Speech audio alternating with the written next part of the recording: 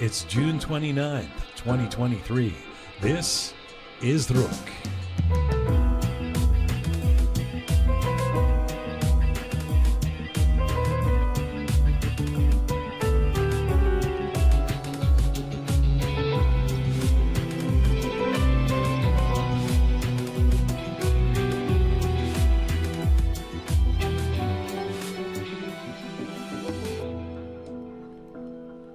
Hi there, welcome to episode 270 of Rook. Divisto Hafdod.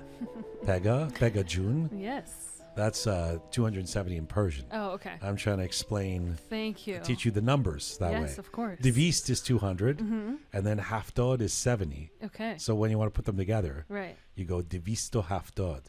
Like Khoreshte Badam June. Not Khoresh. Not Khoresh Okay, Badam. okay. Not Divis Hafdod. Right. Diviste Hafdod. No, Divisto. Divisto Hafdod. I'm Jian Hello to you from Toronto, Canada. Salam Dustan Aziz. Durud Bar Shama. Hi, Smart Pegah. Hello. Savi Roham is behind the Hello, the sir. glass there. Hello, sir. And Super P. Hello. Hello. Hope you're doing well wherever you're tuning in from around the world. We are on our ongoing mission to build a new audiovisual encyclopedia of Iranian diaspora identity.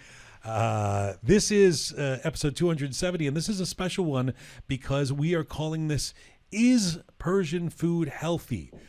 Are you ready for the great Is Persian Food Healthy debate / panel, Pegah? Not only am I ready, I'm actually really looking forward to it. Why is that? I want this question answered for myself. I want to be put at ease that Persian food is healthy. Even though I'm sure you have a position on it. Of course I do. I have a position on everything. You do. That's what I love about you.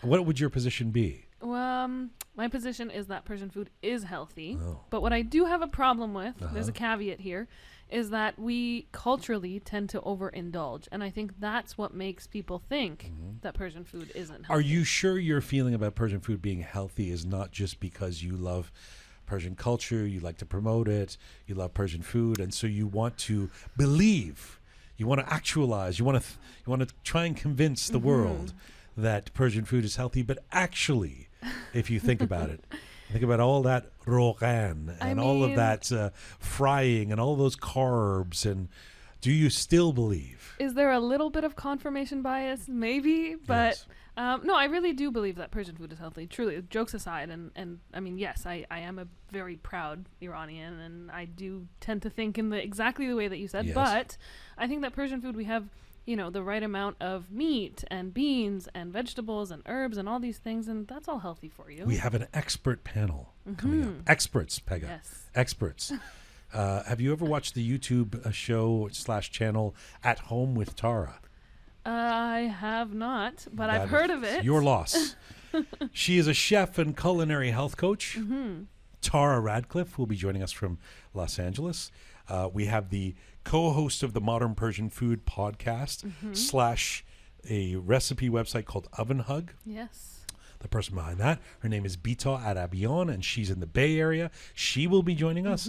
And here in the Rook Studio, Dr. Rosa Moradi returns. She is a doctor of natural medicine. She's also writing a book about food recipes that includes Persian food, and she's got a lot of opinions about whether it's healthy or not. So she will also be part of the panel. Yes. It's going to be a bona fide debate. Savi Roham, I'll put the question to you. Please try and answer this generally, because I feel like everyone, I said this to this video I made yesterday on Instagram.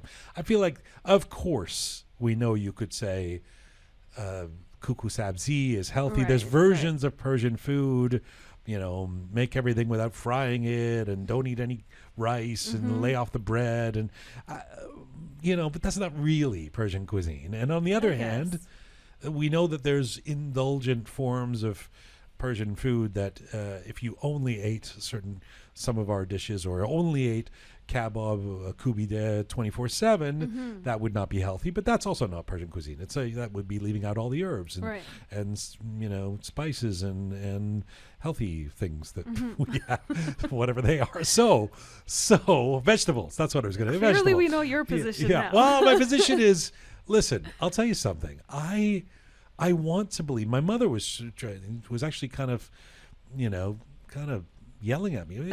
She was like, "What is this? Why are you making such a big deal? Of course, Persian food is healthy. Look, we use organic ingredients. Right. We use vegetables. What's the problem here? You know, and for sure, if you're comparing it to KFC Yes. or something like that, a fast food or Western whatever, then probably you would always come up with the idea that Persian food is healthy. But you know, when I actually started cooking Persian food in the last decade or so, when I really started focusing on making Persian food, Right.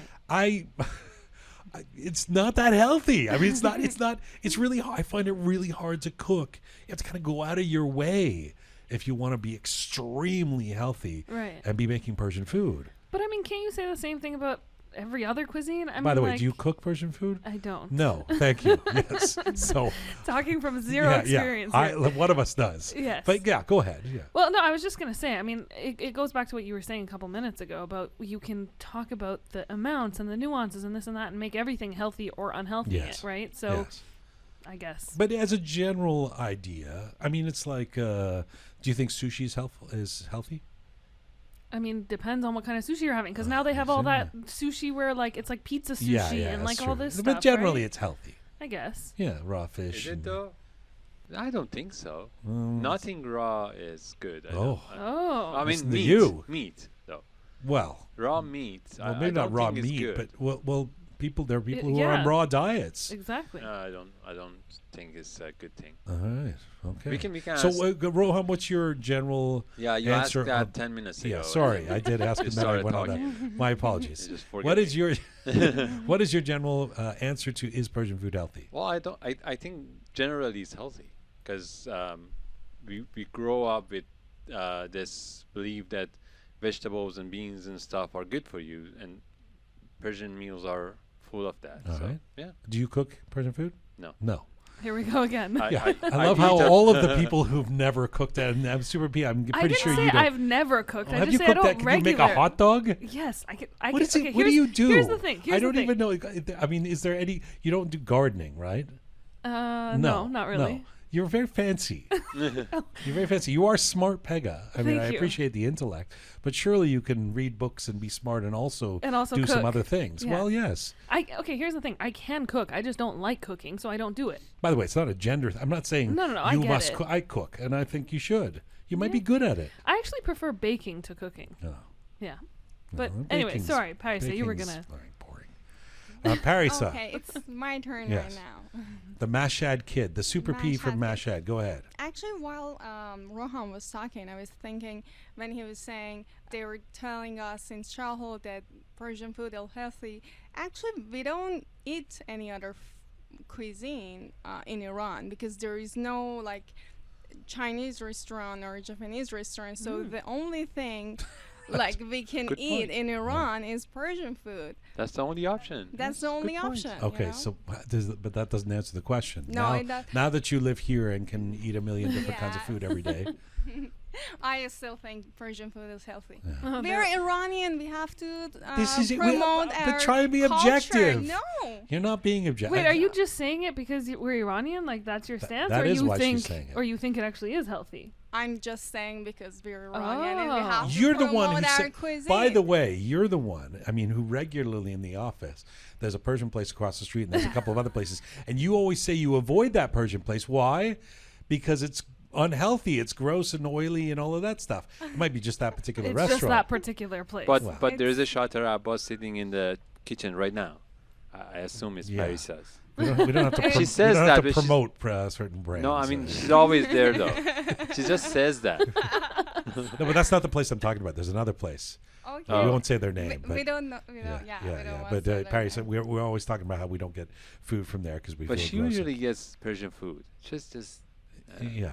Well. Because I have to promote our cuisine. All and right, all culture. right. Well, let's get. We'll get to. Thankfully, there's actually people who know what they're talking Experts. about. Yeah, unlike us, who will join me in just a few moments. Before we get there, so we'll get to. And by the way, this is coming on the heels of. It was funny how the segue happened. It was very natural. It was an organic kind of a flow into this food series kind of thing we've started because we had always intended to do this. But last week, I had cooked khosh de badam jun for the group, and I told the story on the air last week about how I had sent a message to everybody saying I've made khoresht, I've made the Persian stew, khoresht. Yes. And then Super P, had responded going, yeah, dude, it's actually khoresh without the T. To which a debate started. At first I thought, isn't this a fun, silly linguistic debate? Ha, ha, ha. Then I put it out to the internet. People are very serious about this. People dug into their positions, and hundreds of comments, and the majority are with the T, khoresht, but a lot of people also advocating for the khoresh. And in typical Persian style, no one changed their mind. Everyone arrogantly stays with, I know what I body. It is khoresh. Why you say this? So everyone held on to their position. What were the stats, Roham, so far? We're 64% khoresht and 34% khoresh. Khoresht in the lead. And many people said both. Yeah, that were is correct, I think. But okay.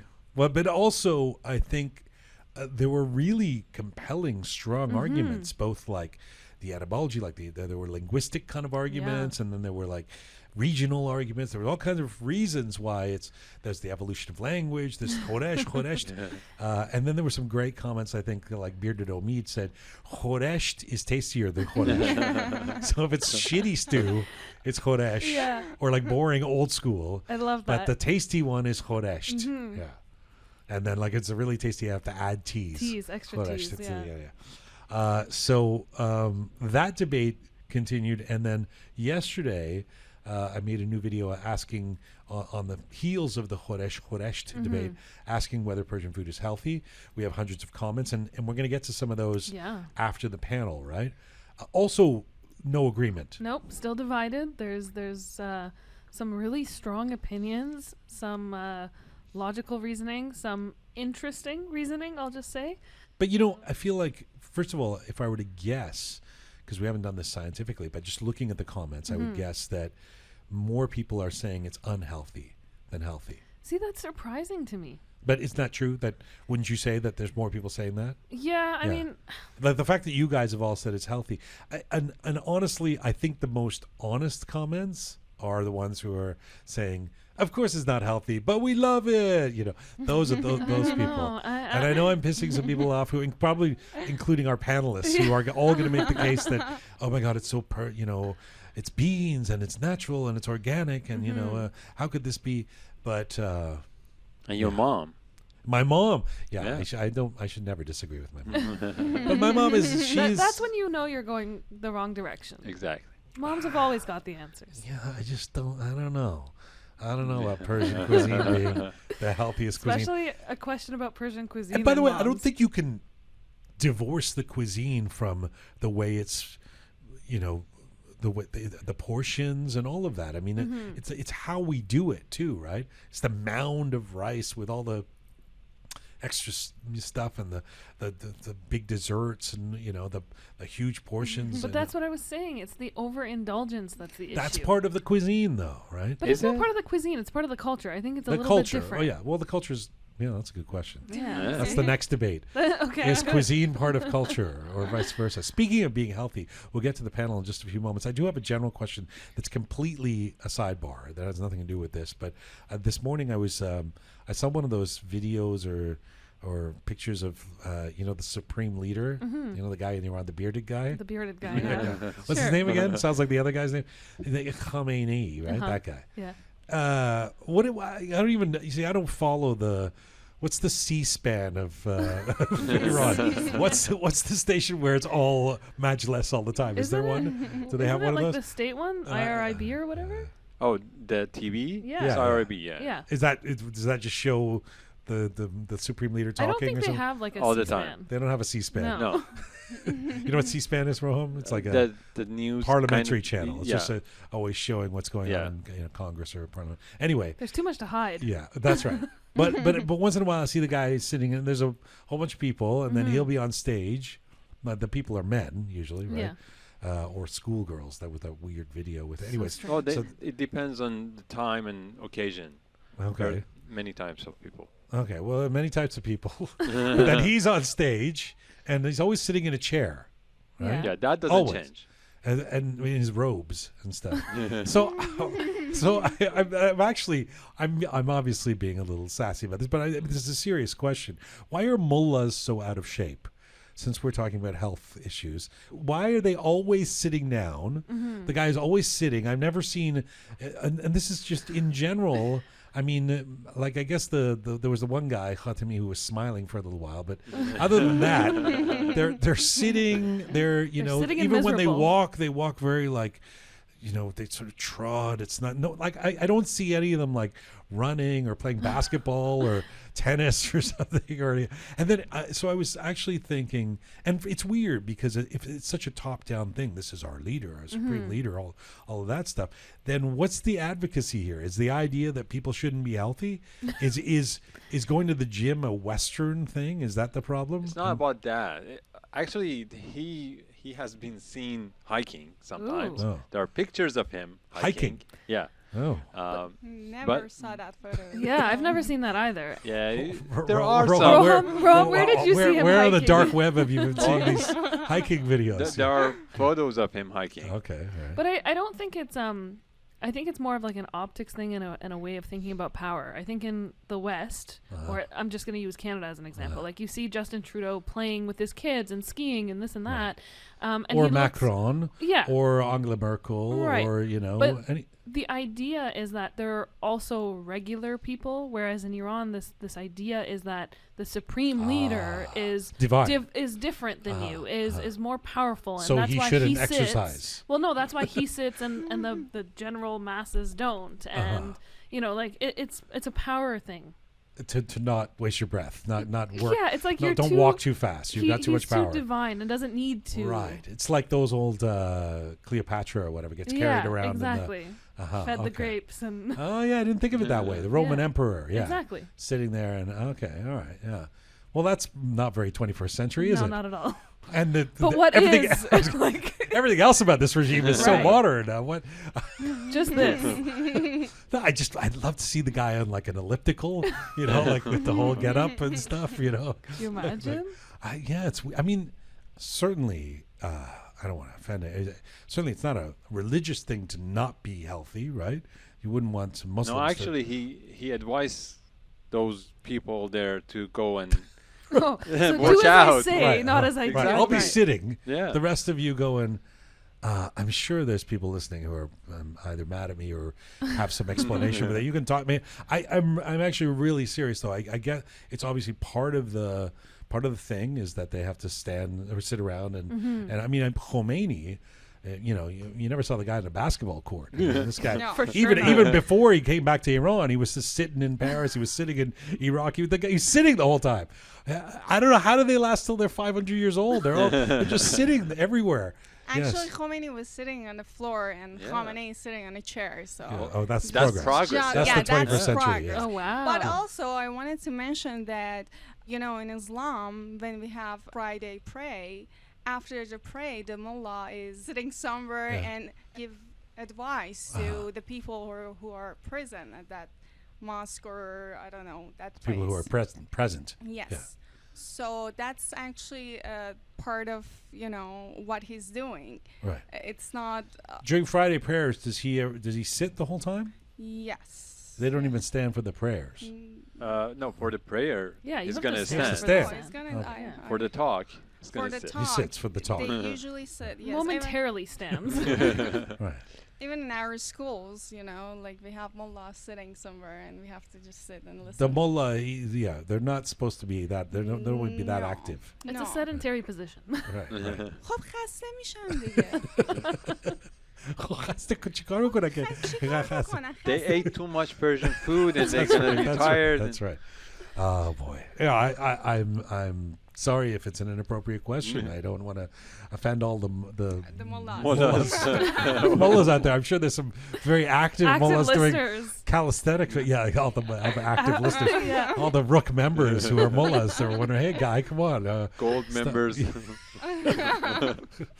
By the way, if you're a mullah out there, you want to become a Patreon member, we're coming to you at rookmedia.com. Go to our website and press the support us button. Yeah, no, dawned on me. I've never seen them very active. We're doing this episode about healthy living and food, and that was the first thing you thought the of? first thing I thought of is why the supreme leader is not leading by example of it. But then they last really long, don't they? Yeah.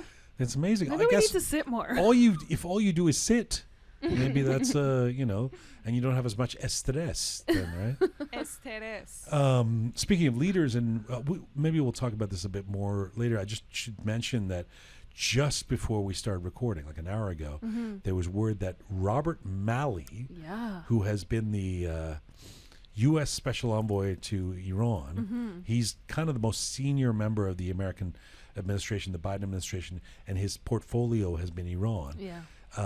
There is word that he's no longer in that position, or he's left the position, or he's, I don't know what. We don't know, actually. We know that he didn't show up to the state meeting, and then he didn't answer his phone for a day. That's what I was going to say, is that it's interesting because the news kind of broke just recently, but I was looking back and I was looking at some of the events that have taken place the last couple of weeks, and he's kind of been MIA. Yeah. So there's, you know, I mean, the Islamic Republic met with Oman and Dubai and all these other countries and whatnot, and there's been these talks, and typically you would have Robert Malley, who I was about to call O'Malley. O'Malley, yeah. You know, at these talks. The Irish American. The Irish American. You know, you would have him either present or have him make a comment or something. He would poke his head out somewhere, right?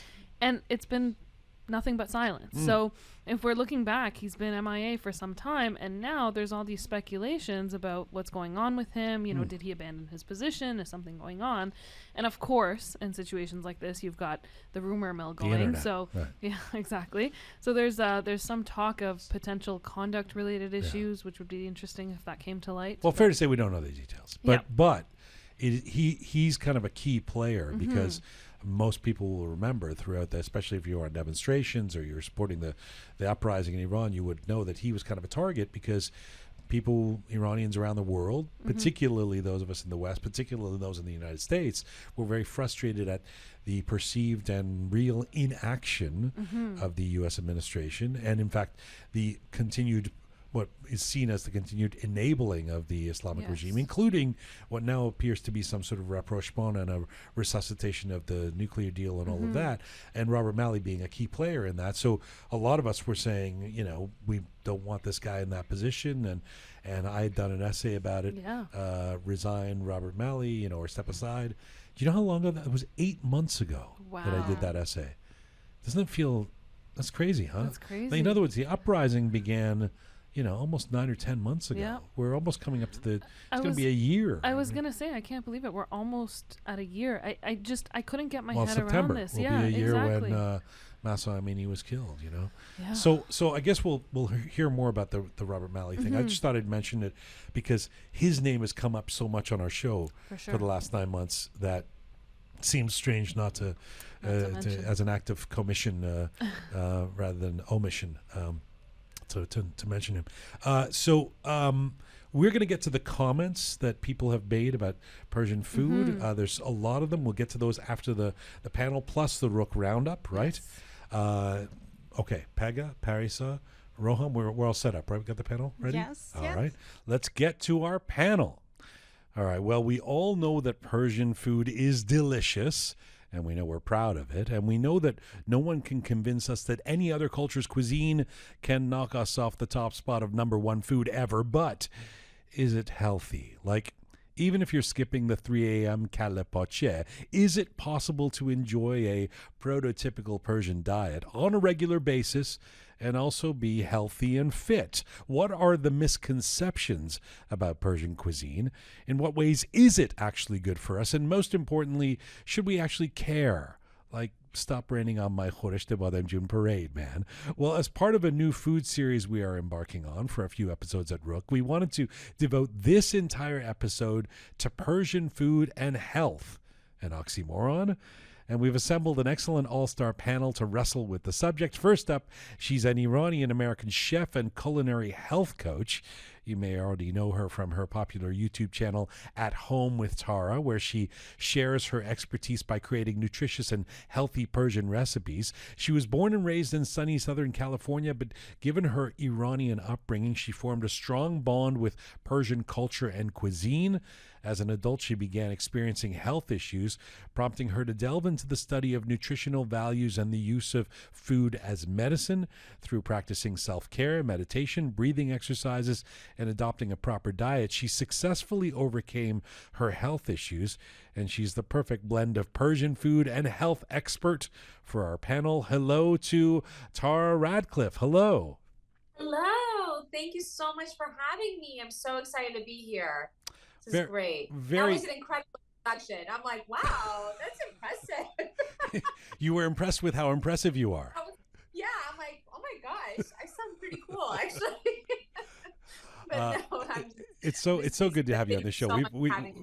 We've wanted to have you on the show for a while, and this is a perfect entree. Although you'll have to come back now for us to do your entire story, which is an amazing one. Thank you.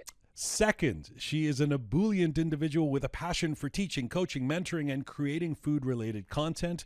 Bita Arabian is the founder of the recipe website OvenHug and the co-host and co-producer of the Modern Persian Food podcast with Bita and Bita.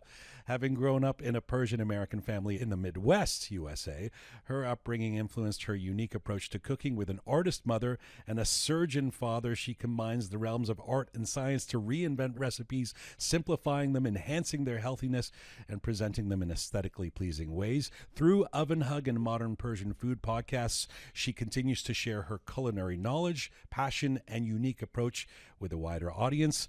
Welcome all the way from the Bay Area, Bita Arabian. Hello. Hey. Hi, John. Hi, ladies. Thank you for having me. So nice to have you on the program. Thank you for being here. I should mention that you guys are on Zoom, so even when everybody's talking, it sounds like one person is talking. So everybody was saying hello back to you. And thank you, Bita. It's such a pleasure to have you on this program after being able to have a stint on your great podcast. And last but not least, here in the Rook Studio, our returning champion.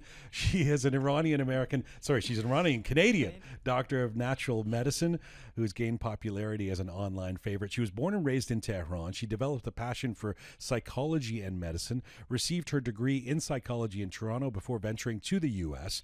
to fulfill her long-held ambition of becoming a physician. A doctor. After completing her medical program and working as a chief medical intern in a renowned Chicago hospital, she made a life-changing decision to explore a more natural approach to healthcare. She embarked on a transformative journey to India, the birthplace of alternative medicine, and she now oversees a thriving career as a doctor of natural medicine and an Ayurveda specialist. And she's finishing a new recipe book that is not unrelated to Persian cuisine. Dr. Rosa Moradi in the Rook Studio. Hello. Hi, Jian. Thank you so much for the introduction, and thank you for having me again. It's such a pleasure. It wasn't easy. You guys are all busy, impressive humans that have busy schedules. It wasn't easy getting you all together, so I'm so thrilled to have this panel, and let's get into this. The question is Persian food healthy? You know, first of all, I wanted to sort of zoom out, and before I get your actual opinions on Persian food being healthy or not, etc., and we'll get into the details, I thought we would just share ideas about what we think the popular perception of Persian food is. What is the perception of Persian cuisine when it comes to the question we are tackling today? How do Persians and non-Iranians generally view Persian food from your experience? Let's start with you, Tara. Well, thank you so much. So I feel like when it comes to Persian food, I feel like a lot of people think that it's very carb heavy. You know, we always think that there's a lot of rice and there's so many rice dishes, and especially the tahdig, it's, you know, on the bottom with the butter. So I think that a lot of people have this conception that it's very fattening, very carb heavy, a lot of bread, you know, must, yogurt, all that stuff. So I think people have that perception of it. But I mean, I think personally that there's so many ways of going about it to make it so much healthier. And yeah, we'll share more about that. Perceptions, Rosa? Me versus other friends and family. So, of course, I believe it's the yummiest food in this world. But I get this a lot from my patients and my friends that there's a common word that they use as an exotic. And they say it's the most exotic food that they have ever tried. So we'll get to that more in detail. All right, exotic, fattening and exotic so far. Bita? I'd say there are kind of two categories of Persian food. There's what you have at home, and then there's what you have in the restaurant. So what you have at home is more of the stew-based, saucy things to have with your polo, with your rice. And then what you have in the restaurants would be more kebab-based. You're definitely going to have the kebabs, meats with polo, and then maybe some sides. So that's how I think about it. I don't know if everybody would think about it that way, but that's kind of how I think about it. It's true that I would add to another generalization to, I think Tara had a good synopsis of the way things are generally seen. I would add that also kebabs, it's sort of rice, fattening things and kebabs. I should share a short anecdote with you that may resonate for you because you're in the LA area, Tara. I was at a restaurant there on a strip mall. There's a place on La Brea and Sunset right in West Hollywood. That's an old Persian restaurant on a strip there. It's right near Mashti Malone's, the ice cream place. Yeah. And I was talking about the owner of it, and he was saying, well, he's been there for years. He was a bit like the Persian soup Nazi. He was kind of a crusty guy, and I said, why isn't, from your experience, Persian food, like we see so many other cuisines like Thai food or sushi or cuisines from other places in the world that have become extremely popular as kind of a fast food, find it on your corner, place where people go for lunch. Why isn't that the case with Persian food? We all know it's delicious. What's the problem? He said, in his experience, it's because the perception is that Persian food is something like Indian food where, if you're going to eat it, especially at lunch, you're going to have to take a nap for 3 hours. You're going to feel way too heavy to get any work done. That, in other words, it's just not something that people feel like they can have and continue with their day. Would that be true in terms of what you guys have experienced in the way people think of it? You're shaking your head no. No, because when we talk about foods with high carbs or just high amount of fat, we're not only talking about Persian food. That's also with Turkish food. That's also with Greek food. So the kebab is a very general term, when it comes to that. I absolutely believe that the only one difference is that people who know the value of the food and the amount of time that it is spent on making one food, they will still pick Persian food or Iranian food.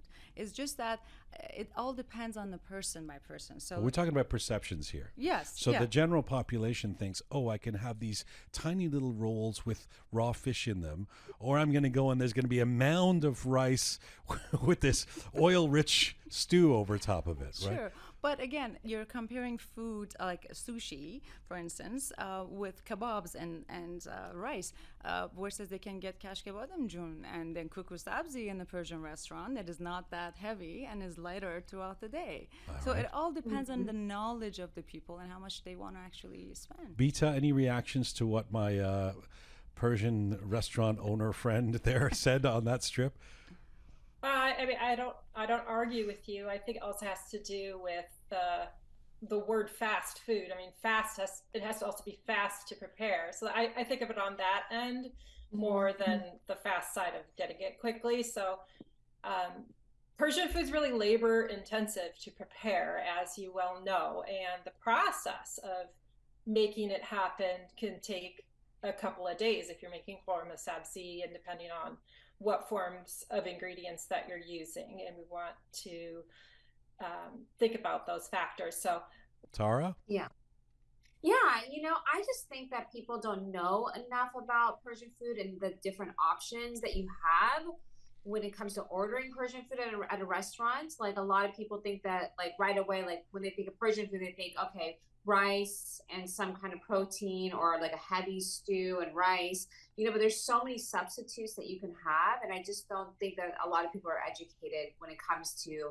different modifications you can make when it comes to Persian food. So, yeah, so that's why I think people don't think of it primarily as fast food, and they might shy away from that for that reason.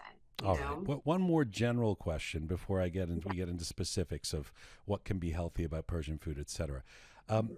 Should we, and I ask this seriously, I'm not trying to be cheeky, should we be asking this question at all? In other words, are we ruining the fun and gluttonous glamour of Persian cuisine by trying to put it into a 2023 health conscious box? Tara? No, I don't think so. Not at all. I think that I think with any food, with any cuisine, there's healthy options and there's not so healthy options, right? It's just really going to be focused on the individual's goals and what are you focusing on? Do you want to be, like just eating everything today and be gluttonous and, have fun? Then, there's options for that. And if you want to be healthy, there's options for that. I think that's with any cuisine. I don't think that we're, messing up the notion of it, I guess. I don't know how to really phrase it. I don't know. I'm kind of losing my track of mind. That's here. all, no, you made your point.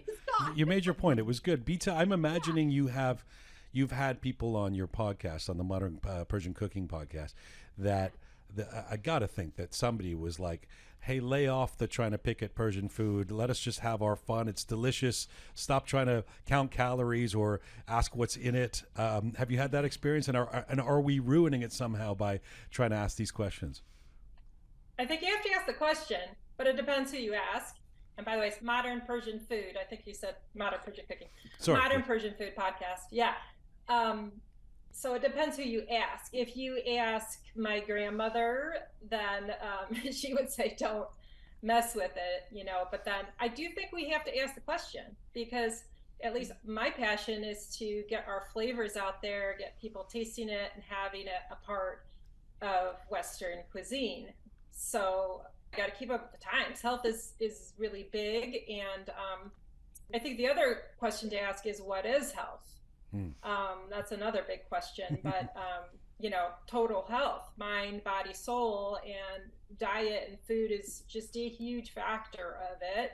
We all want to hopefully be around for a while, not take a handful of pills, and right. Mobility and live well-rounded lives, and it affects mood. And so I think we should be asking the question if it's healthy. And I don't think it's ruining it. Personally, I do it all the time. I adjust recipes all the time. Okay, yeah. I do feel like this is an exercise in confirmation bias for me to ask a nutritionist and doctor whether we should be asking this question. But I'll just finish it off with you, Rosa. I mean, are we somehow compromising the fun and beauty of Persian food by asking whether it's healthy or not? Not at all. Well, in my opinion, again, and all of the ladies will agree as well, food is medicine. So you should care about what you're putting in your body. However, we have a concept of food for soul as well. So it doesn't hurt sometimes to try it. You can have your khorsh badem jun here and there, but the problem arises whether it's getting too much of a good thing or not. And again, I have to mention this as well. When even Ayurveda, when it's focusing on ancient Indian healing system, it doesn't mean that all Indian foods are healthy. So you can't have your butter chicken and say, oh, I'm healthy, right? So we'll get to that when we actually look into the history of all food. Right. I thought I would start in terms of you guys being the experts to how we can do Persian food in a healthy way. I thought we would start with the positives. So let me frame this in a positive way. Persian cuisine is renowned for its rich flavors and vibrant dishes when it comes to healthiness. I'll start with you, Rosa. What are some key elements or ingredients that actually make Persian food stand out?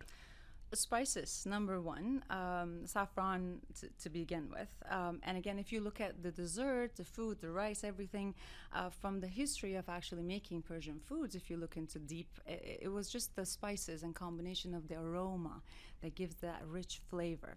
That's number one. And number two, well, I have to also work with align with my practice. It's very individualized. It used to be individualized, let me put it this way.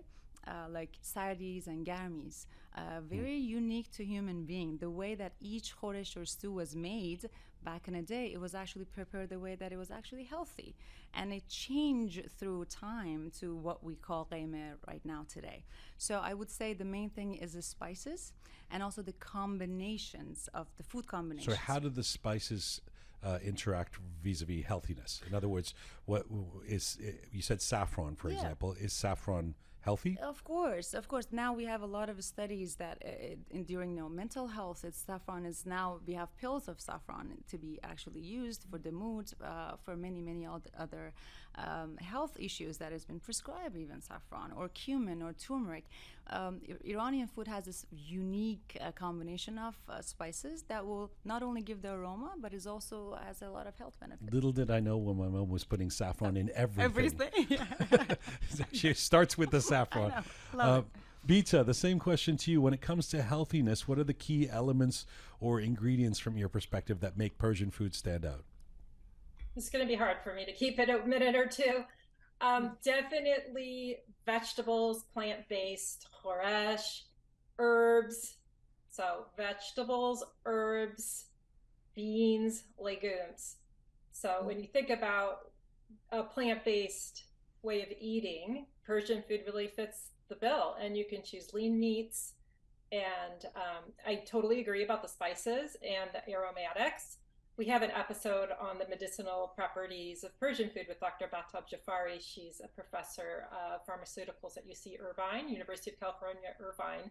And she breaks down, she has a lifespan lab where she tests these theories out and she tests these spices out.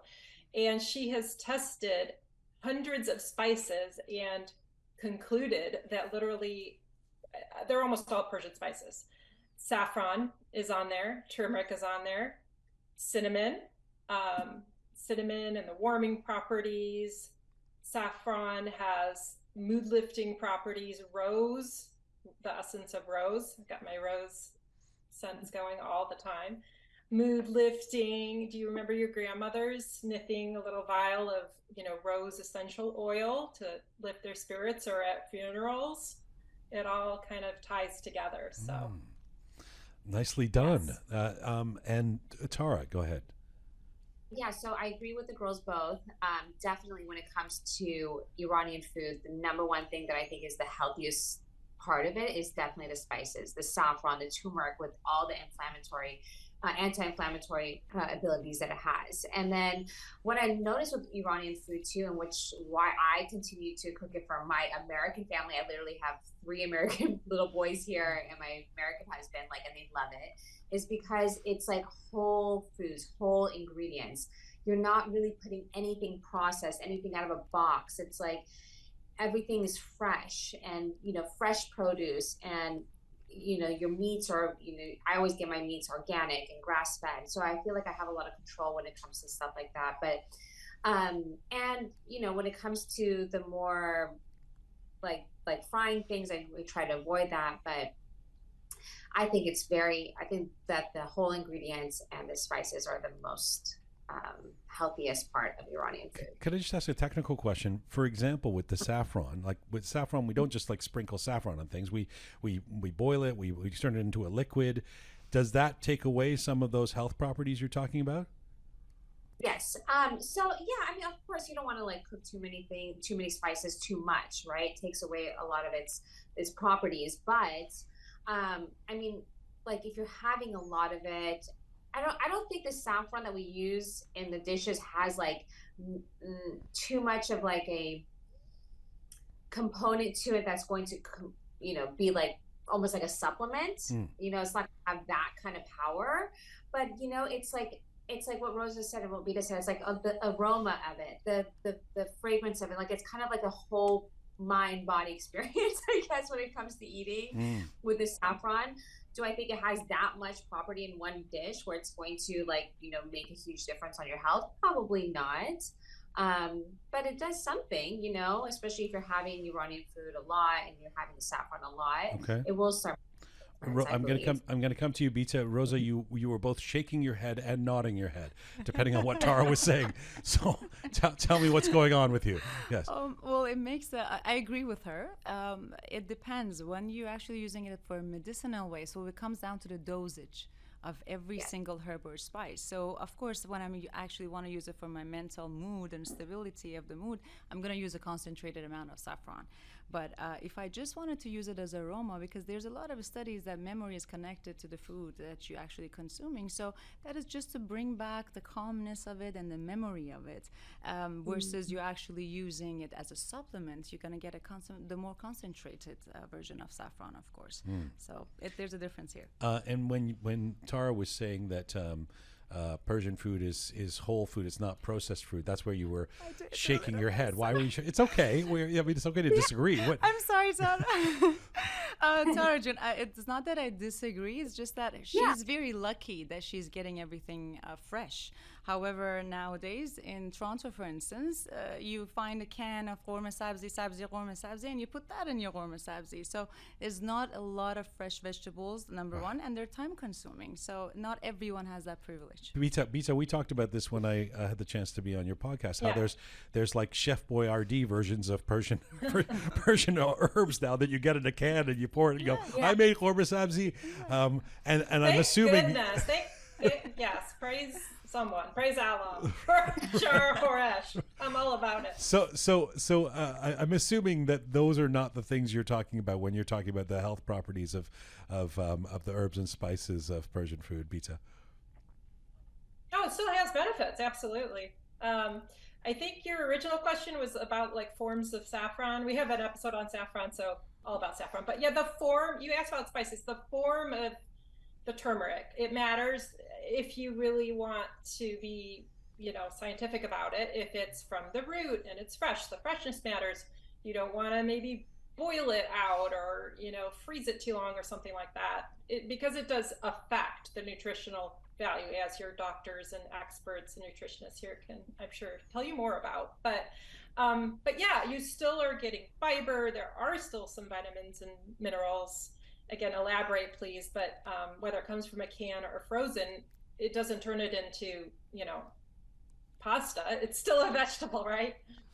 Well, when you were talking about vegetables, I was thinking back to, I can't remember if it was Tara or somebody was saying, or you were saying, Bita, that there's some people who perceive Persian food as just kebab and rice.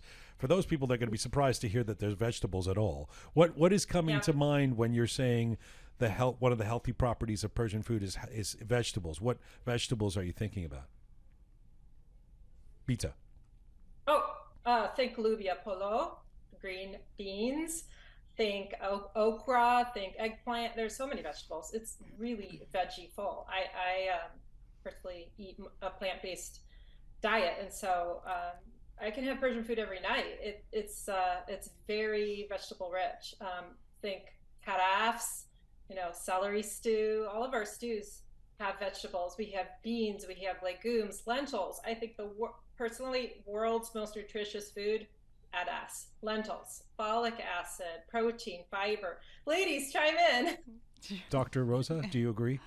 I agree, yes, but again, it all depends on what kind of food. So once again, when it comes to my mind, of course, in Middle East, many of those countries are very famous for their eggplant-based dishes.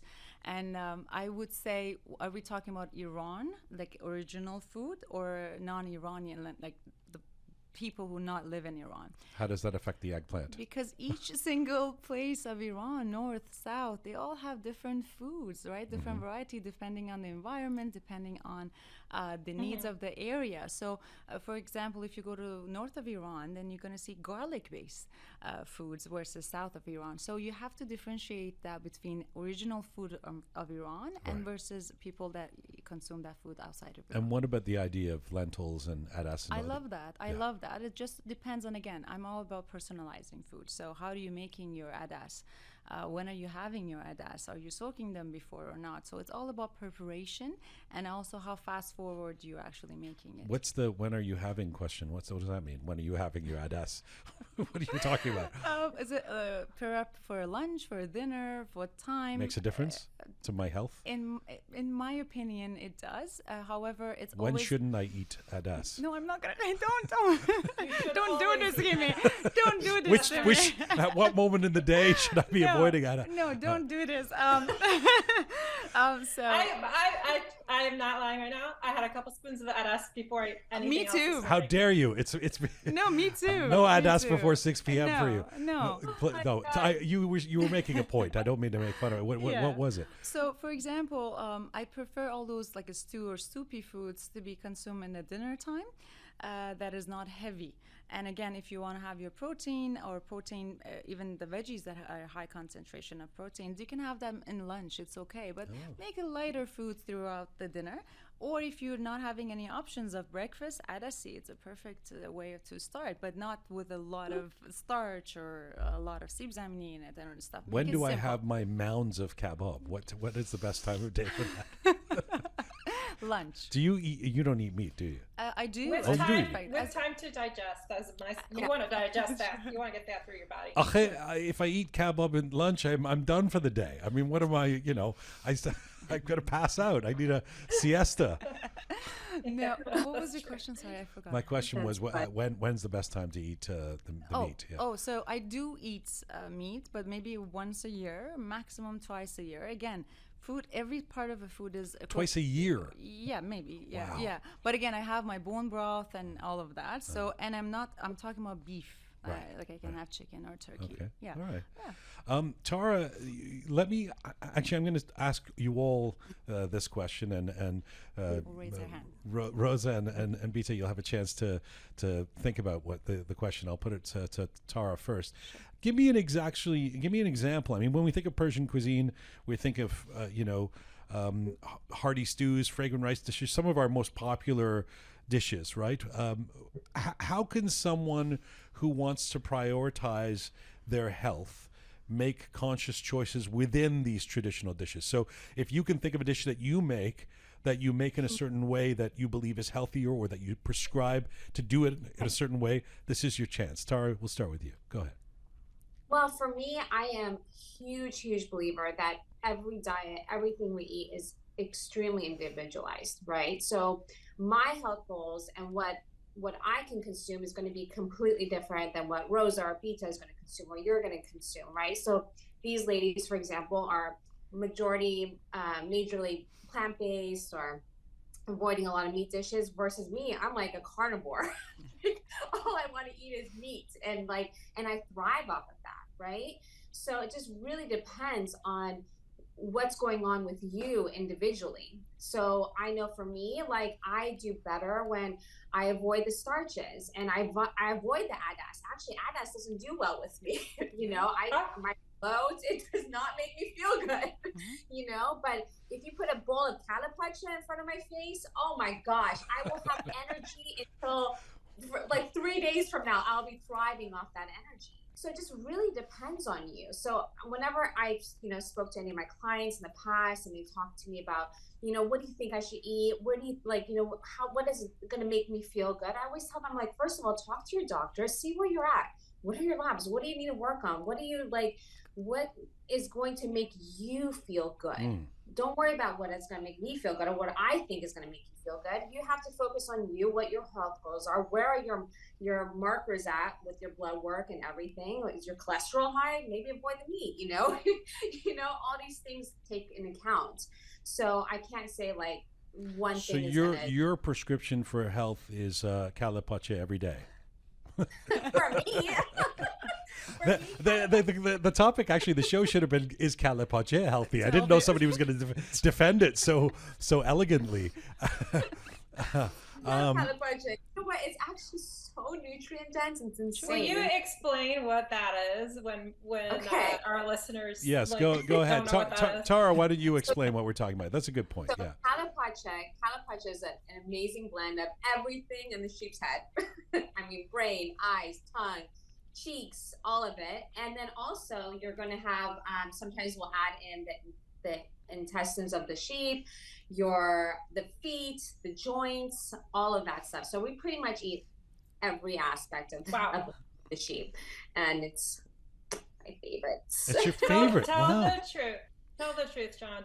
Do you eat that? I do, and I love What do it. you? Does Jian? Oh, Jian. Do I eat sorry. calapacha? Sorry. Yeah. I tried it twice in my life, I mean, to be honest, it wasn't sold to me this way. It was sold to me as something you eat at 4 a.m. after you've finished some mehmoudi or some club or something, and then you pass out for 24 hours. So, but I have had it twice in my life. I kind of like the taste of it. It freaked me out a little bit when I saw an eyeball. And, I tried to not think necessarily too much about what I'm eating, but I'm also somebody who eats chicken fingers, so I don't think I'm eating a chicken, So, I mean, it's, yeah. Oh, I thought, okay. We were pacha, I thought you meant you actually eat like chicken paws. No. I'm saying I practice some sort of ridiculous form of deluding myself that I'm not eating animals, So to actually see the eyeball makes me think, oh my God, But tell me your position on kalapacha, Bita, because I think this is and you were actually nodding a bit, Rosa. I was surprised when she was saying it can actually be very good for you. This is new to me. Bita, your position on kalapacha? Well, I like Taco Bell. You referenced it as being like the Taco Bell, what you have after a night out drinking or something. Yeah. But no, I have a pretty extreme meat aversions. I can't even no, sorry. Sorry, Tarajun. Can't do it. It's okay.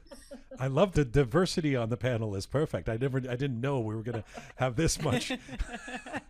Rosa, would you ever eat kalapacha as somebody who eats beef twice a year? I think I had once, and it was just the water base, the broth, and then some small piece of the tongue.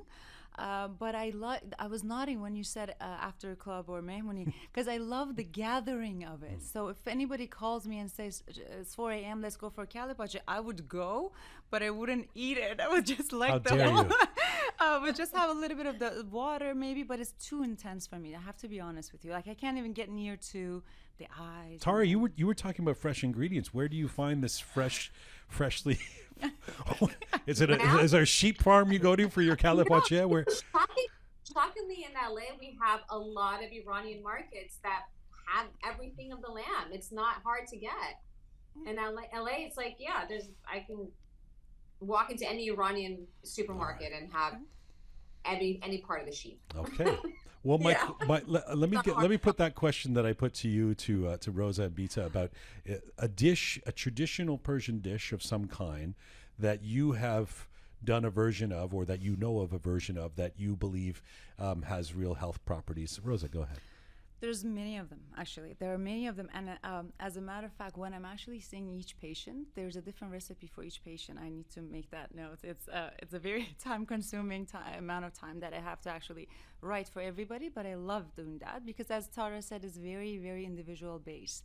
Fesenjun is one of my favorite foods, and again, in terms of the nutrient, in terms of a combination of that hotness and the coolness of the potency, that I advise people to have it in the wintertime. That is one of the main dishes that I do recommend. And then the soups, the ash. Isn't fesenjun too sweet, full of sugars? Not everybody makes it sweet. So again, depending on each region of Iran, some people like it sour, some people like it sweet. The combination of walnut and pomegranate is the most exotic thing in the world. So I think it has a lot of health benefit as well. That is the main one. And then many soups that I usually recommend as well. Yeah. You make fesenjun without meat? What do you substitute the meat for? Last time my mom made it, because every Persian mom makes the best stew ever. She made it without. Yes, exactly right. So she made it without, but having my dad from he's from north side of Iran, so the duck. Oh my God, it's the yummiest with duck. Yes, it was one of my favorites. Bita, you're a prescription for a traditional Persian dish that you know a healthier version of. I love it. I love a question, but I was going to answer it. What is the healthiest Persian food? And without changing it, I would choose ashareshte. Absolutely. It's got the beans, which are loaded with fiber, protein, nutrients. It has so many herbs, onions, turmeric. Hands down ashareshte. You can make it vegan. It's already vegetarian. Just if you want to skip the cash, then it's already vegan. And then close second would be kuku sabzi, but bake it instead of fry it. Again, loaded with herbs. You could do eggs or you could do tofu in there. Yeah, delicious. You disagree about the asha reshte? A little I'm just bit. going by your facial tics. I know. I'm so sorry, Bita June. I'm sorry. And my disagreeing is again. I'm so surprised. It's very personalized once again. Yes. But Everybody we got know the memo that. We by know now. that. Everything's We know that. individual. Yeah, you all had to say that. Yes. Disclaimers have been issued. Yeah, Now thank give you. your opinion. Yeah. Okay. Just because something is vegetarian doesn't mean that it's suitable for everybody or healthy. So a lot of people are sensitive to beans. Maybe they get a lot of bloatedness after having asha reshte. The noodles inside it as well. Some people have that sensitivity to that I'm seeing more and more. So just because it's a herb base or legume base doesn't necessarily mean that it's suitable or healthy for a particular person. That's sometimes, again, some bone broth can be very healthier rather than asha reshte. Just because it's a vegetarian doesn't mean that. Wow. I can't argue with you on that. If I may. Sure. Yeah, my opinion is, gosh, I just can't imagine. So sure, you might have some gas or something, but like soak your beans. Maybe got to get used to it. I don't think there is any healthier food than beans, okay? Like if it gives you a little stomach ache for a minute, you're going to be okay. But have you ever heard of beans actually causing a health issue other than gas? Again, so it all depends on who The is individual. having. No, I'm not going to say that. I bite my tongue. It all depends on what kind of beans. So, for example, some of my patients are sensitive to specific beans. So, for you, maybe a little bit of gas here and there is okay, but for Tara June, maybe she can't even handle adas, right? So, it all depends on what type of bean and what type of beans are actually causing that issue. Of course, you can neutralize it with herbs and spices. But I would say do it with cautious. Like, don't jump into the asha reshte if you want to have something like Persian. Okay. All right. Well, different perspectives on asha reshte. Okay. Let me try and turn the question around again on healthy traditional Persian dishes, because I actually don't. You guys are all. We brought this amazing panel together who are very smart around health conscious food. And I feel like I wish I had a couple of people here who could represent another side if there is one. But let me try this and say, last week I made khoresh de badem jun for the team, and we had this fun about it on the episode. Yes. Is it khoresh? Is it khoresh? Now, I've made khoresh de badem jun many times in my life, and I think it's one of my better dishes. But I really honestly don't believe there is a healthy way to make khoresh de badem jun. I will not. I've tried. I have desperately tried baking the fucking badem jun, like doing whatever I could with this badem jun. But the truth is, for me to get my guests or whoever I'm cooking with or for to go, wow, this tastes great. I mean, honestly, I don't want to say this, but just to cook, it was about 8 people I cooked for. I probably used half a bottle of oil. Like, I mean, you have to sork the badem jun, then you dry it, then you do it again. I mean, come on, let's be so I'm gonna argue that some of these foods in their most delicious form, you can't put through some sort of happy, healthy Gwyneth Paltrow thing. Tara, will you disagree with me? I don't disagree with you. I actually agree with you. There's, I've tried, like you've said, I've tried so many ways of, like, I'm sure you're familiar with my channel, what I do, but I try to make healthier versions of a lot of our Iranian cuisine or a lot of our recipes. So with khoresh de badem jun, the best way to make it, the one that's going to be the most flavorful, the most tasty, is going to be frying the eggplants, of course, but I've also tried grilling it, and that actually tasted pretty okay too, but it's not going to be the same. It's just not. Sure. So when it comes with my theory, when it comes to things like that are like khoresh de badem jun that is fried, or a lot of these other dishes that are very fat based, like fessin jun and everything, I don't pair it with the carbs as well. So I'll like just skip out on the rice, and I'll substitute that with like a salad shirazi or just sabzi khordan, So and just the khoresh de way, badem jun, no rice. Yes, it's so good. Or pair it with cauliflower rice. I can imagine the rice, Persian relatives looking at each other over dinner going, what is this person? What are they serving me? Where's the rice? No, listen, it's all about balance. balance, right? So if you're going to have a very fattening meal, try to not have the fat and the carb and the protein. It's just a lot. That's a lot on our system. So you want to try to maybe remove one aspect of it, you know? Like for me, and what works best is I don't like to mix my protein and my carbs, right? I like to have my protein and a fat. You know what I'm saying? I try not to mix a lot of those things. So again, if you're going to have something more fattening, just maybe skip out on the bed edge part. I want to come back on the bed edge because it's important on the rice part. But just before that, Bita, how did you feel about my screed about Khoresh de Balamjun? Do you disagree? No, I get it. When you're having guests, you'd use butter. You gotta make it really yummy and authentic and delicious. Yeah, but it just depends on the regular and on the daily. I'm going to use my air fryer. I'm going to bake my eggplant. I have strategies for, it's a little more labor intensive too. I think it'll sit there and it's harder to peel the skin off the eggplant, and then you just get a little bit. And so on the regular, question. I go healthy. How do you bake eggplant and still make it, first of all, not dry and make it actually flavorful?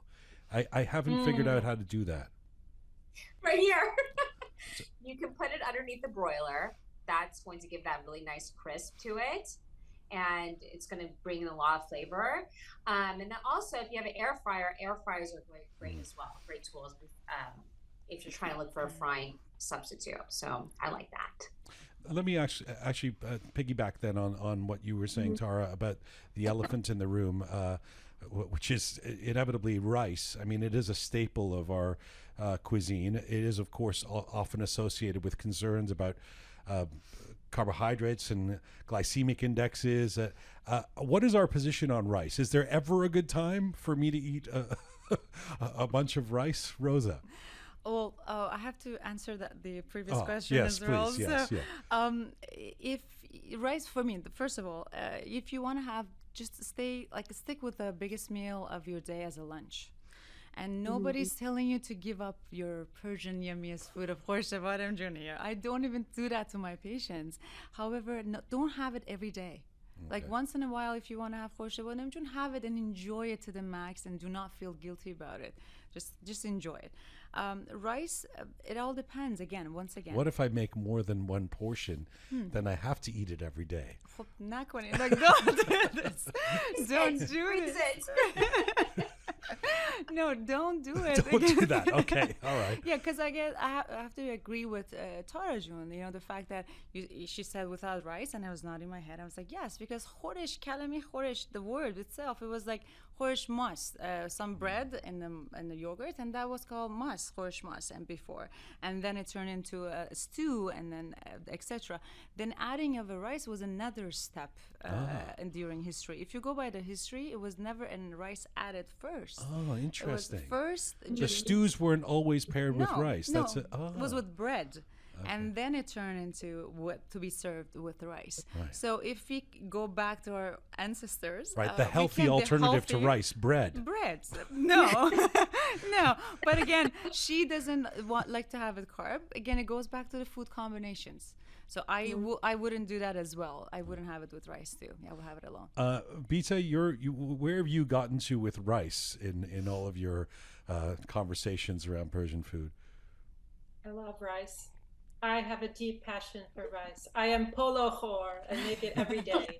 But I'm with you on portions. Watch your portions. My dad lived to be 94. He was a surgeon, number one in his medical class. Brilliant.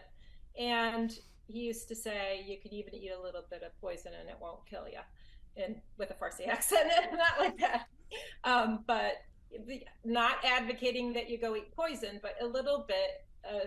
Just watch your portions. And in terms of like the type of rice, give me white, long grain basmati. I don't want brown. I don't want something else. Sorry, I don't want cauliflower. I have a ton of vegetables anyway. I want real polo. You know, the thing you bring up about portions is so important, because so much of what comes, I mean, I guess this is true for other cultural cuisines as well, other cultures' cuisines, but it's certainly, we know, as we all know, because it is our culture, our ancestry, Persian cuisine comes with a lot of cultural imperatives, especially when you're sharing or making or having a mehmuni or something like that. And part of it is that there is no limits on portions. In fact, it is, at least the way I was brought up, you put as much as you possibly can on the table. For dessert, you have to have 5 different kinds of desserts, and it has to be mounds of sweets. And so we don't really exercise a lot of control that way. I think I almost feel like if I had a Persian dinner party and put a tiny little portion on somebody's plate, they would think that rude somehow. How do we contend with that, Bita? I hear you. It depends on where you are. It's different if you're at a mahmouni. Yes, the platters have to be abundant. It needs to be literally a pile of rice. You're going to absolutely offend someone if you give them a little tiny bit of rice. But again, that's mahmouni. I'm not going to that many mahmounis. I'm not going to mahmouni every night. I wish I was, but yeah. When we're in a restaurant, and tell me if this happens Canadian style, but in California, you say, it's just what you say now. We do half rice, half salad, half rice, half salad, or just take it home, which takes some self-control, but you can purposefully take some home for later. So.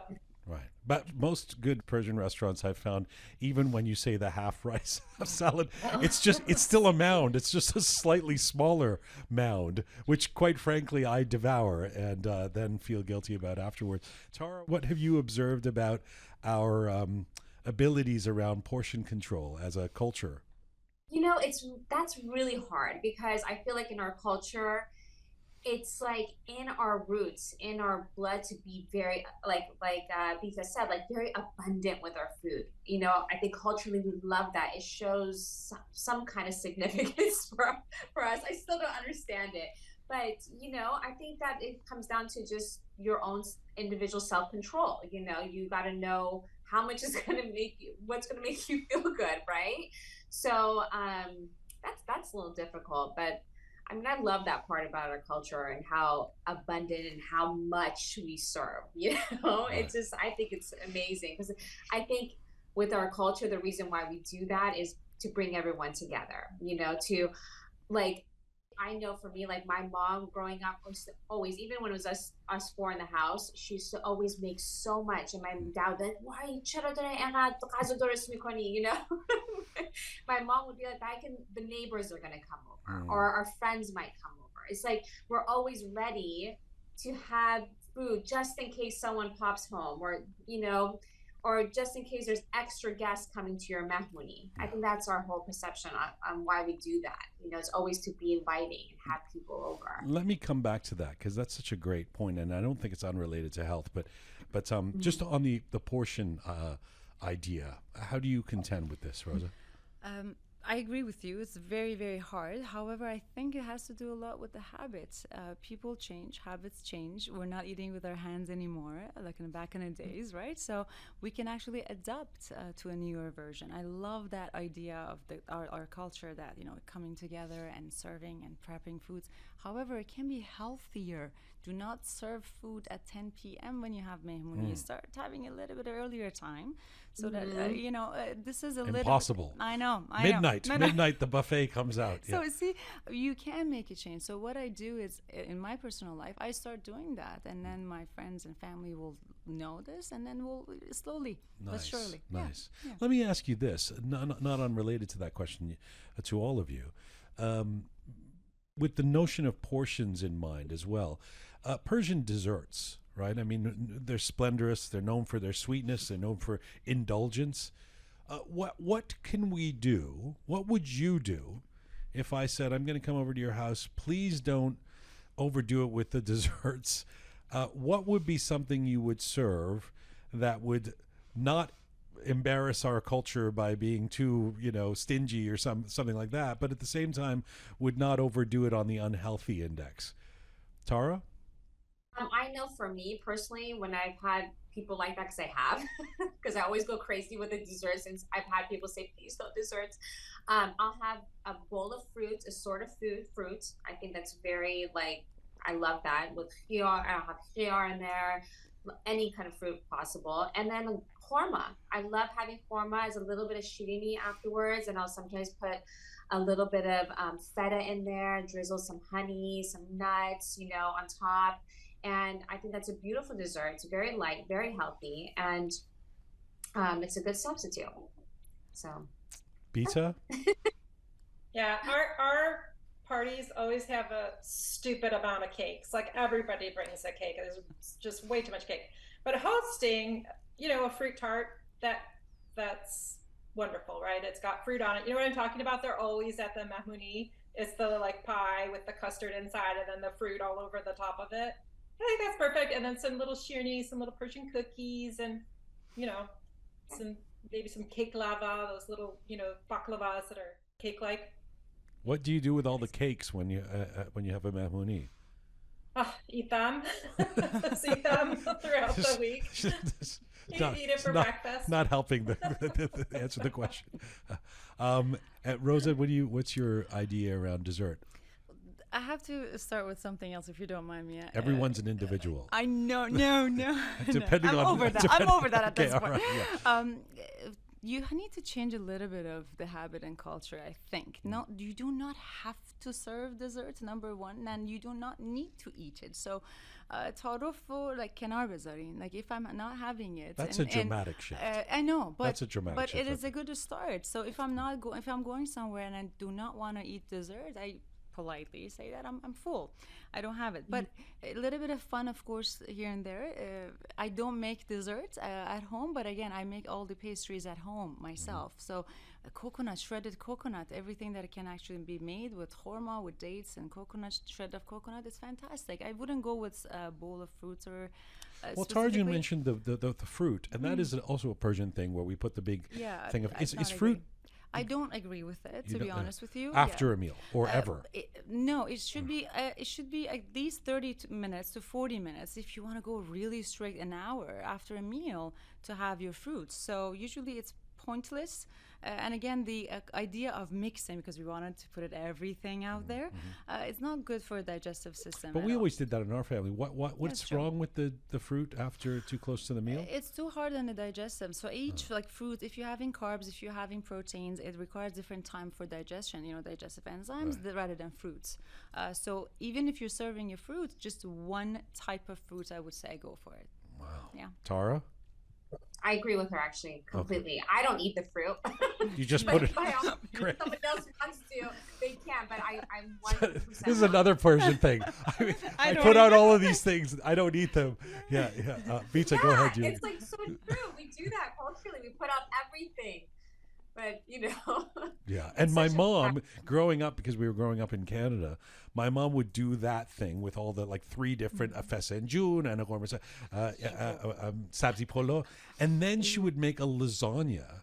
Because like if there were some like Canadian, like my friends or she'd be like, "Oh, no, they don't know, they should." I mean, my mom, they love your food, but she would make a lasagna as well. So there'd just be like way too much food, for 6 people or something. Bita, you were going to say something. Go ahead. I was just going to say, I think it's such a loving thing, and I have fond memories of the fruit being passed around. Somebody like peeled this orange for me, as the dessert. I love it culturally. Oh, look, it's all sliced up and taken out and served. I can't keep you guys here forever. There was a couple things that have been said that I had to pick up on. I think, Tara, it was a beautiful segue. You were talking about how so much of Persian cuisine is about the experience of doing this together. And I do find that Persian dining is, of course, it's a social, it's a communal experience for us, right? And I mean, it probably is part of the reason we're unhealthy is because we do it all day. I mean, when I'm around relatives, it's just like you have a meal and then you're planning the next meal and you're eating in between the meals. I mean, that's what we do. And we sit around. And how does the cultural practice of gathering, I think Bita had said, how do we define health? Health may not just be our physical being, but what we experience socially, psychologically. How does gathering around a meal contribute to a healthy relationship with food and overall well-being? Rosa? again, I'm gonna just rephrase myself. Food for soul. In natural medicine, we have this concept of food for soul, and what does that mean? Is you need to have that social life. You need to go out somewhere. Everyone thinks that I do not go out. I don't go for brunch, and I'm so hard to hang out with. Well, you don't eat dessert. You won't eat the calipache, whatever. What else are you gonna do? No, I do, but again, I'm very careful about my picking. Let's say if I'm going to restaurants, I usually pick based on my mood that day, mind, body, and soul, right? So if I'm agitated that day, I'm not going to go for a spicy meal, right? So educating yourself, number one, is the best thing. And then just to spread the word among your friends and families, try to actually make it a healthier community rather than being worried too much about tariffing. Bita? Yeah, I love it. Gather around the table. I'm right there with you. Nushajan. Nourish your soul. Exactly. And Tara, the health aspect of the communal eating. I mean, if you're not maybe aware of, but like in the blue zones around the world, these blue zones are what people have done, where the areas that people have done studies at, where the people have lived the longest. One of the main aspects that they all have in common is that they have a sense of community, that they're eating together, that they're doing things together. So I think that that's like the biggest health component when it comes to any of our meals, whether it's Persian cuisine or Italian food or Mediterranean, whatever it may be. It's about the coming together of it that just makes it so healthy for us. It doesn't matter really what you're eating. I mean, of course, a little bit. But are you having fun around it? Are you socializing? Like that's such a big aspect to health in general. An interesting or maybe a difficult general question to put to you all as we wrap up. I spoke earlier about asking that guy, the restaurant owner, about why Persian food isn't on every corner the way we would see Italian restaurants or Chinese restaurants or the like.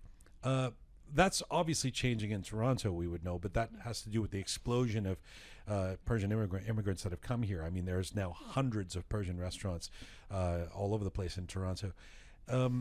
But, the diaspora is growing.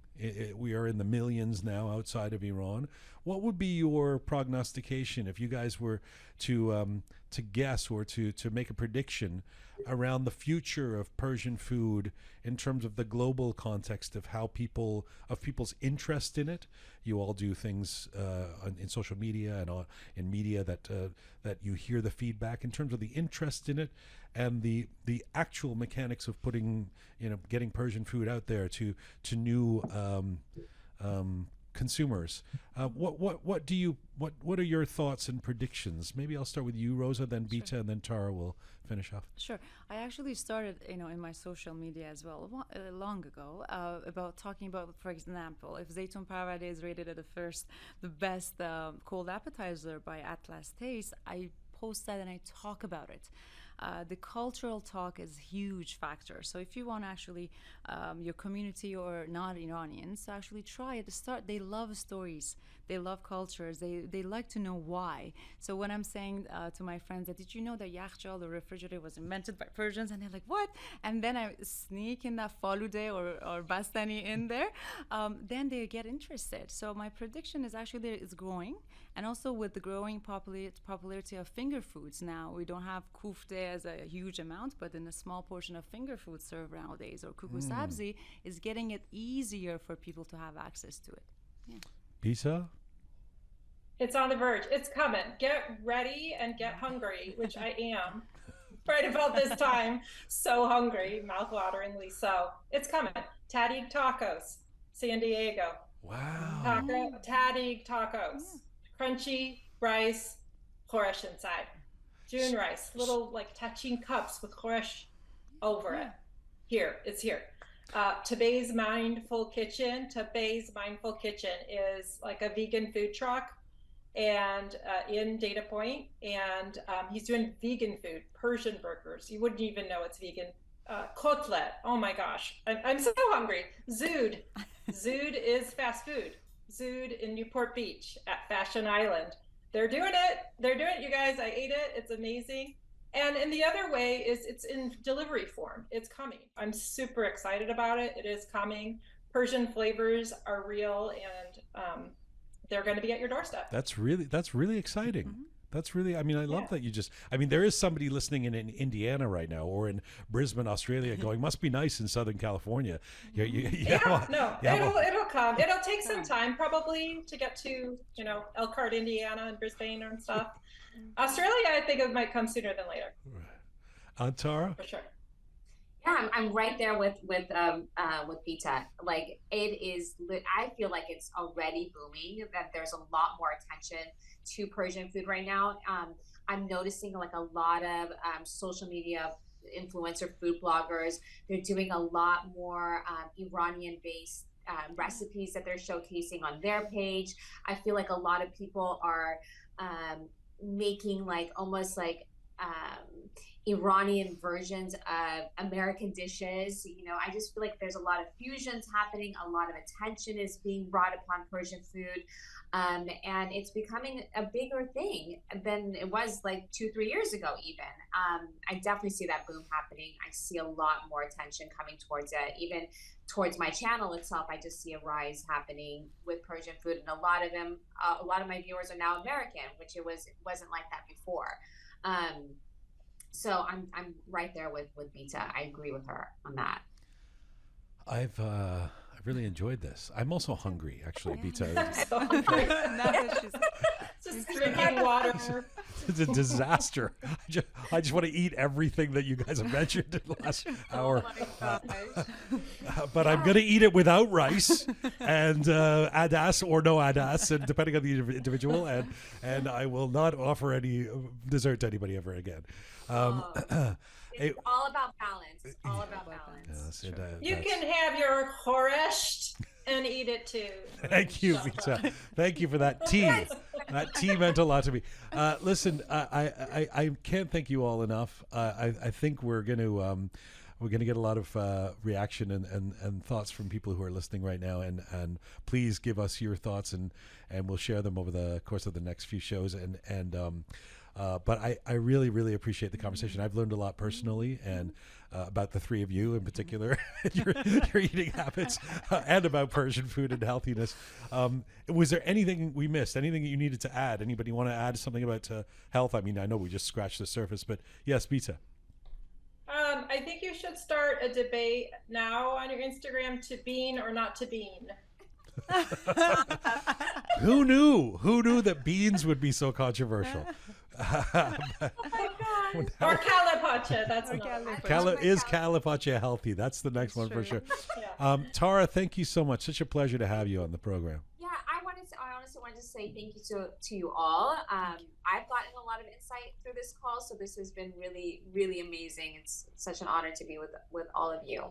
Honestly, thank you, and check out. Well, I'll do the proper promotions of all of your respective channels after. but do check Tara out on her YouTube channel, amongst other things, and Bita with the Modern Persian Food podcast and OvenHug. Thank you so much. What a pleasure it is to finally have you on, Rook. You're welcome. It's been a pleasure and super fun. I laughed a lot. Oh, thank you, Carl. Rosa, the goodbyes that I mete out to each person depend on the individual. They're all different. You have to cater to the individual. So to you,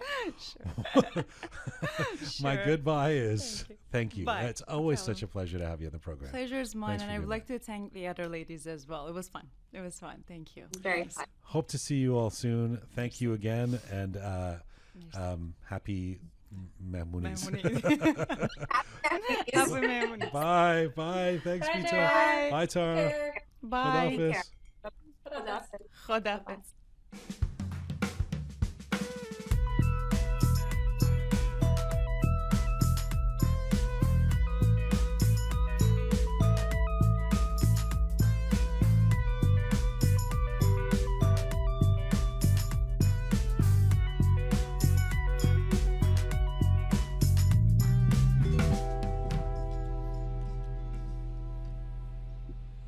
All right. This is Rook episode 270.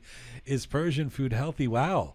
That was I learned a lot just now with the microphones back on for Pegah and Savi Roham and the Super P are also there on the other side of the glass. We've been listening into this panel. I learned a lot. I'm energized. I thought they were all fabulous. At the same time, I'm so confused now. Exactly. I can't eat khoresht with rice. I can't it's one. First of all, don't eat anything after 2 p.m. I was gonna say, ever. when are you eating it? That's never the eat other it. thing. Secondly, although it's an individual thing. Secondly, I can't eat yogurt with the. I mean, what the hell? What is going It's on? so funny. Don't eat fruit now. I mean, it's but also. But kalle pacha is okay. Kalle pacha is it's good. Yeah. Yeah. See? We The learned one a thing I lot. don't like. We learned a lot. What is your takeaway from that? Is it what you expected? It was no, I didn't get my answer. There's that, right? I'm still. Well, they all sounded, as I predicted, they all sounded like they actually believe the Persian food is I know, but there was so healthy many overall. other things that were mentioned, but this and but that, and you know what I mean. But two things I wanted to quickly mention. One, the yogurt thing that you were mentioning. I grew up with that. So With what? the whole don't eat yogurt with certain things and. Oh. So my grandma actually, and this would happen all the time when we had fish because I'm a big fan of torshi and things like that. So I would have fish and then I would have sear torshi, but then I also love yogurt, so I'd also have yogurt. And my grandma would always tell me you can't eat torshi with yogurt, and I was always like, this doesn't make any sense to me. It's perfectly fine. Well, that's not what they were talking about, though. No, I know, but I'm saying So it torshi made and me think yogurt of is one that. thing, but yeah. but you shouldn't eat Yogurt and meat. yogurt Yogurt and and meat meat, with yeah. rice. Yeah, it's Beef, actually. Yeah. Yeah. You knew about that? No. Because that's the best mix. Yeah, it really is. Right. Yeah. Mast و khiyar and kubide is Yeah, great. that's the whole Yeah. point. Yeah. Yeah. But you can't eat that. But I don't want to. I mean, they also said a lot of helpful, amazing Yes, things. of yeah. course. So that was your big takeaway? No. Or- I wanted to talk about that, but the thing that really surprised me that I wasn't even thinking about going into this was when Rosa mentioned the different regions and the different types of Persian food, Yes. because it's such a generalization when we talk about Persian food, but when you really think about it, there really is such a difference between Persian cuisine from one part of Iran to the other. So that was something that I was kind of like an aha moment for me. I was like, oh, that's so true. Not just from one region to another, but from one era to another. And I think it was mentioned. I remember Chef Haas, our dear friend who was he used to do hospitality to cuisine related stuff at the beginning of our first year of Rook. You know, he talked on one episode about how this thing where we do most of our khoresh, most of our stews in a tomato base, that's relatively new. That's only the last 200-300. Tomatoes weren't a thing in So in what was Persian it before? cuisine. It was stews without tomato base. Interesting. Yeah. So which changes everything. It changes the taste and the color. And I'm saying this like I cook you don't even all know the what that time, means. but Yeah. And Roham? I learned a lot, and I'm hungry. I have to eat. But it's so many things that we didn't know. Like adas can be bad, and kalle pacha can be good. It's all different than what we thought. It is important who the person is. Yeah. Clearly. Yes. This is For that was a every huge takeaway. individual. individualistic approach. Yeah. I didn't know you could have adas for breakfast. You can have Without adasi. without sib zamini, you can. Interesting. That's what we take. Yeah. I mean, I guess you could have anything anytime you want, Yeah. but Yeah. yeah. But no rice at all. Oh, kind of. yeah, actually, that one I wanted to mention that don't eat rice with, for example, your khoresh. That was so new for me, and I don't think I can What do about it. khoresht? We can have rice with No, that? with No. khoresh, without the thing. Okay, what I've been eager to get to some of the questions, some of the comments that. Oh yeah. So we did put this out to our social media audience, and the comments are still coming in as of Yes. our showtime here now. But we've gotten a bunch, and you've you've curated a few. You've handed me some of them. Let's go have. through some of the comments we've had. The answer to the question is Persian food healthy. What have we got, Pegah? Well, I wanna start off with Kusha because I loved her answer. It was really, really simple. No way, with 2 laughing emojis. Kusha al-Aghmand. Yes. And she was the first comment. as I Oh. remember. Oh yeah, right in there. Yeah. Kusha does a cooking thing with her mom. Yeah, which, again, I'm surprised, Yeah. she does this cooking thing and really right there, no way, you know. So that was one comment. Behzad Bulur, he commented, clearly no if it's with meat products. Yes, it's healthy if it's with veg only. I live with it. And that's interesting. Yeah. That the equation of meat being Bad. worse. Yeah. Which is... But not Not true. necessarily. But maybe it is for him. It's an Individualist. No, but also, I mean, maybe, yes, maybe he's vegetarian. Yes. I didn't think he was. I think he is.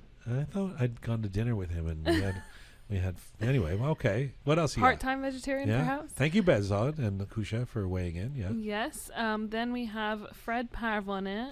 Yes, Fred in L.A. Yes, he mentioned Persian food can be considered healthy due to its emphasis on fresh ingredients such as herbs, vegetables, and lean proteins like poultry and fish. Traditional Persian dishes often incorporate whole grains, nuts, and legumes, providing a balanced nutritional profile. However, the use of rich sauces, oils, and desserts in some recipes may lead to higher calorie intake if consumed in There's excess. an educated, nuanced response. Look at that response. Yeah. I have one here from Picasso in Istanbul, our friend there. And he was in the... I continue to believe that most of the comments are on the side of Persian food is unhealthy. He says, hell no, but its strength lies more in the taste. Well, yes, it's tasty stuff. All right. Definitely. What else you got? I have someone by the name of afsane.soul. She says, absolutely, it's healthier than American food full of cheese and cream and oil. Okay. So comparison to American food, I guess. And Maddie SF1111 says, yes. This is to the question, is Persian food healthy? Yes. Exclamation mark, exclamation mark, exclamation mark. Just the simple math. North American food created a sick nation in 300 years. Persian cuisine raised geniuses. This is written by Parisa. For many thousands of years, our cuisine has ancient wisdom in its ingredients that science is gradually figuring out. If there's a problem, it's with the modified ingredients that comes from the West, unfortunately. Well, a staunch defense of not just Persian food, but culture and history. Yeah. Love that. But, that is a good point. I mean, for centuries, people have lived, and now there's all these issues that people have, and this point has been made, certainly about Western cuisine, that, processed foods and all of that stuff have led to issues that didn't exist in the past. Actually, that made me think of something. This is a conversation I frequently have with my grandfather, who would give you an answer like no other. He would say Persian food is the healthiest and the best and nothing else. But it's funny because, we were talking about allergies and things like that. And he was mentioning that for as long as that he could remember, no one in Iran had allergies to foods and things like that. So he was saying this is a new thing in the West, which I don't know necessarily if it is, but that also has to do with food and it being healthy. And there's like that. I don't know if it's Louis C.K. or somebody. There's that joke that they would tell about how for years humans and peanuts got along, and then somewhere around 15 years ago, 20 years ago, all of a sudden, suddenly peanuts were like, we're gonna get you, and foods had to start. What else do we have? Okay, so we have Kamyar Yazdani mentions the food itself is good, the portions are bad. Little bit of salad shirazi with sabzi khordan, much smaller portions of rice perhaps. Okay. And Rika GHP says absolutely not healthy, but so delicious. You will die after eating khoresht, but at least you die happily. You see, there's an honest answer, and we found an honest Persian. All right. I guess I really like this next comment. Bita Khansha. Oh my gosh, I'm gonna butcher this name. I apologize. Khanshaqaqi. Okay. Depends. What is the definition of healthy? For losing weight or for general health and nutrition? Good question. Yeah, and we kind of got into that a bit with the panel too. Like, is in terms of mental health, eating communally, and that sort of tradition is part of health as well, and that's certainly there in the Iranian tradition. Anita.w.1990 says, I think Iranian food is no different than any food in the world in terms of being healthy or not. Not all traditional food in the world are healthy, but they all can be with little modifications.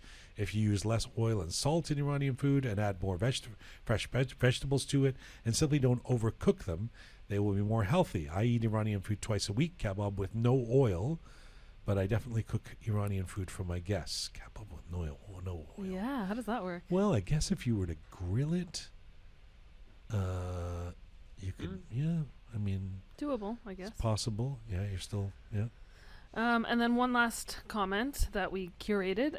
H. Shorai. Good for mental health and bad for your body. Well, these comments are amazing, and please keep them coming in. You Yes. can either write us at info@rookmedia.com or just go to Instagram. It's probably the easiest place, but any of our platforms. And you'll see my little video there asking people to weigh in and let us know. So the great is Persian food healthy debate continues. Maybe we'll do a second part to this. Oh, Yeah. Because we should. I mean, Yeah. we kind of just scratched the surface, didn't we? Really did, yeah. Yeah, and I'm a little confused now, too. I learned a lot, but I'm also confused. Are you going to continue having yogurt with beef? I probably will. Let's get to the Rook Roundup before we end off the show today. We usually start with it, but we wanted to get to our panel and our debate. So, Pegah, what do you have on this Rook Roundup? Couple of things. So one of the biggest things that happened, I think just yesterday actually, was we saw that the families of PS 752 are now looking at next steps in their fight for justice. So the expiration of that 6-month period that was given to the Islamic Republic to submit their binding arbitration for the downing of Flight PS 752 has been reached. And so now what's going to happen is that the case is going to be referred to the International Court of Justice as of today, I guess. So their deadline was officially yesterday, and so as of today they can do that. And there's a group referred to as the International Coordination and Response Group for the Victims. And so this is comprised of Canada, Ukraine, Britain, and Sweden. And so they're going to be spearheading this next step. Okay. And it'll mark the first time in history, if it does in fact go through, that the Islamic Republic is going to face an international tribunal for one of the thousands of crimes that they've committed. So this was really, really big news in that next step for justice. Finally. Yeah, exactly. Finally. So that was one thing. The other thing, unfortunately, again, some sad news that came out from Iran. There was an Iranian translator of children's literature who unfortunately committed suicide. Panta Eqbalzadeh, she left this very saddening suicidal note, basically saying that she had no hope for the improvement of the situation in Iran. And I thought that was just so heartbreaking, and it really just reminded me and took me back to the string of suicides that we saw from some of the individuals who were imprisoned in the early days of the revolution. And it just, we talk about this all the time, that these news, they're heartbreaking no matter how often they happen or how frequently we see them. It just, every single time, it really gets you. Yeah.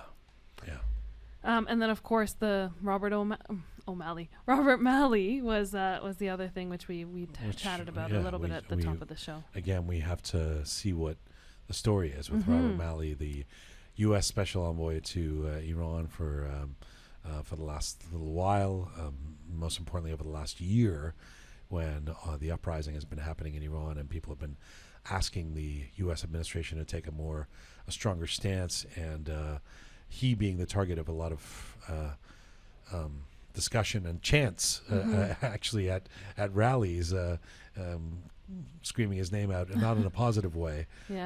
We'll see what the deal is, why he's no longer in that position, seemingly. This is all just breaking right now, so by the time this podcast comes out, there could be more information that we are ignorant of at this moment, but we'll wait and see what else there is.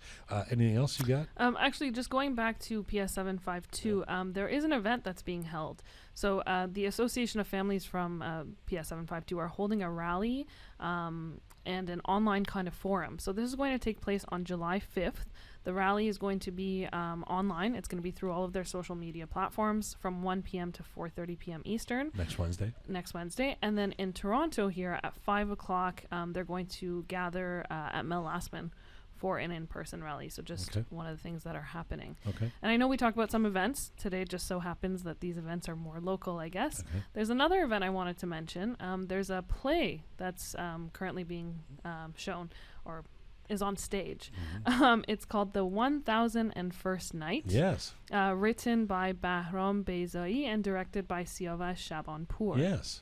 So that's going to be on stage in Toronto starting today all the way No, it started 2 nights ago. Oh, started 2 nights ago. Yeah, it started on Tuesday, yeah. Okay. And I'm going to go see it. Siavash is a friend and a very, very talented guy. And people should definitely check this out. It's at Theatre Glendon if you're in the Toronto area. And hopefully we'll get Siavash on the show in the coming days or weeks and to talk about that. Sounds like I look forward to seeing it. I should also mention, if you're in the Greater Toronto area, speaking of, since health was the underpinning, the pretext of today's show, our friend Piruz Vareste, the martial arts champion / physical trainer, healthy guy.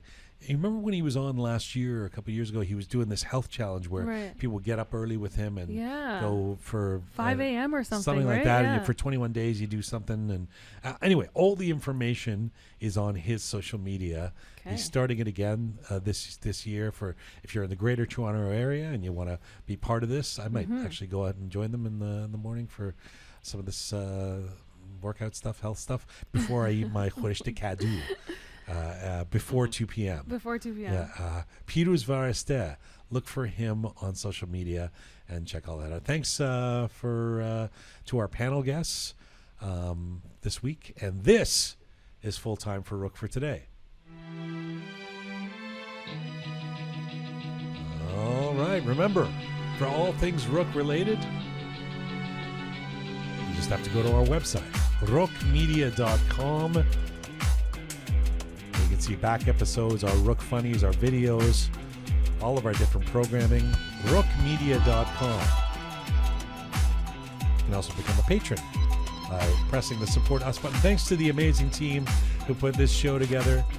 Talented Anahita, Super Parisa, sound person Louise, Smart Pegah, Savvy Roham, and Bearded Omid. Thank you to all of you out there for supporting us and sharing our content. Please subscribe if you haven't done so already. Find me on Instagram at Jian Gomeshi. And as ever, Mizun Bashi.